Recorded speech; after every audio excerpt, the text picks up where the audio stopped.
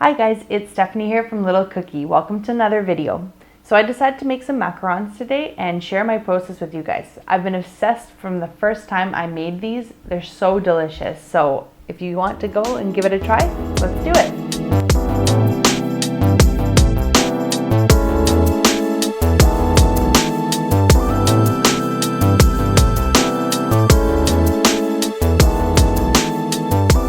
So first things first, we need to wipe down everything with some vinegar.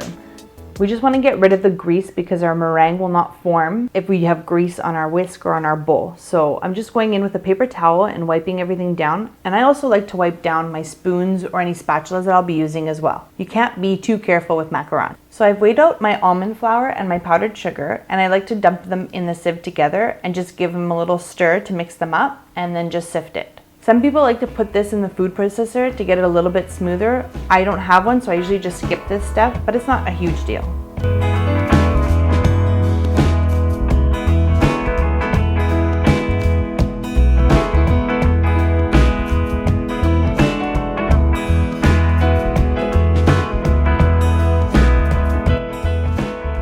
So now that we've sifted all the ingredients, you can put them aside and we can work on our meringue. So now I've weighed out my granulated sugar and I just add it to my egg whites. We're going to start on low speed just to get the granulated sugar mixed into the whites. And as it incorporates, I'm going to turn up the speed a little bit. I'm going to turn the speed up to medium and leave it there for a while. This process takes quite a long time, so don't worry if your mixer is going to be running for 5 or 10 minutes.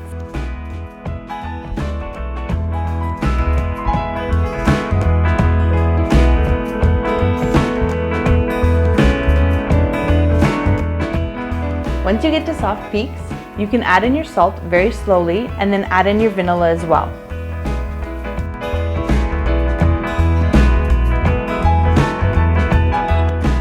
So now we can let it keep mixing until we get some stiff peaks. In the meantime, we'll prep our bags. So what I like to use is tipless bags, and I usually double bag my batter because it's just easier that way so it doesn't spill out. So the first bag, I'm going to put my tip inside, and the second bag I'm not going to cut yet, and I'll put my batter in later. Now let's get back to our meringue and check on it. We're almost done here, so you can see now that the meringue is starting to ball up into our whisk. That's a sign that we're pretty much ready to go. So now I'm going to take it out of the mixer and see if we're at stiff peaks.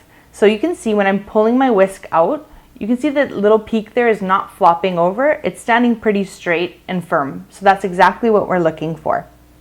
So now we're ready to dump in our dry ingredients, our almond flour and our powdered sugar. So go ahead and dump everything in at once and go ahead and start mixing.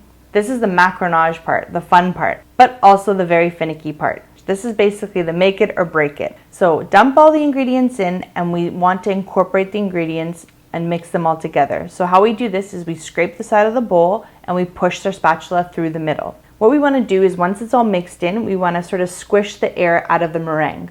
I like to start squishing my meringue against the side of the bowl from the get-go, otherwise I tend to overmix my batter. I'd rather slightly undermix than overmix at this point because I've had better results when I've done this. So when my batter starts to look like this and come together, this is when I add my color. I don't want to add it too late because then I'll overmix my batter. So we keep going. And every once in a while, I start lifting up my spoon to see how the batter's flowing off the spatula. If there's a break in the stream coming off your spatula, you know you're not quite there.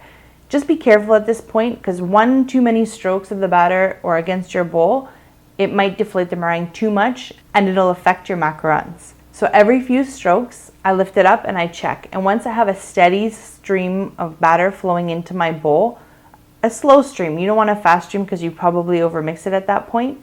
That's exactly what you're looking for. So now I'm ready to pour it in my piping bag and ready to pipe out my macarons.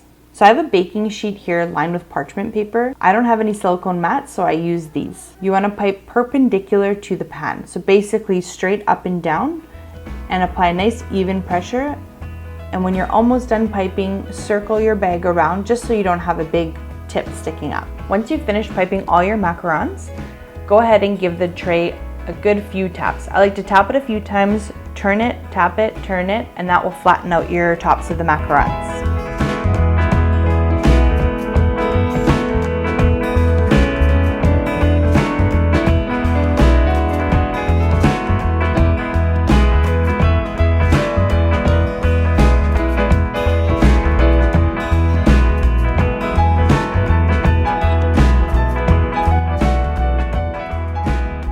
Now we let our macarons rest. What I like to do is preheat my oven, put my macaron trays on my stove, and also turn on my hood fan. It kind of dries the macarons out and circulates the air and makes the skin form a lot faster and quicker. So to check if our macarons have a good skin formed, we just run our finger across the top really gently, and you can see the tops of the macarons are not sticking to my fingers. The batter isn't wet anymore, so we know I have a good skin and I'm ready to put them in the oven. Once they're ready to be taken out of the oven, if you're not sure, you can give them a little touch. If they don't jiggle anymore, they're ready to come out. When you take them out and let them cool, you should be able to pick up the parchment paper and just slightly tilt it over, and they should be falling off and not stuck to the bottom. And there you have it. You got your macaron shells ready to go and to be filled. You can really use whatever filling you like. A ganache, buttercream. I personally prefer French buttercream because it uses the egg yolks that I have left over, and it's delicious. Thank you so much for watching, and I hope you give macarons a try.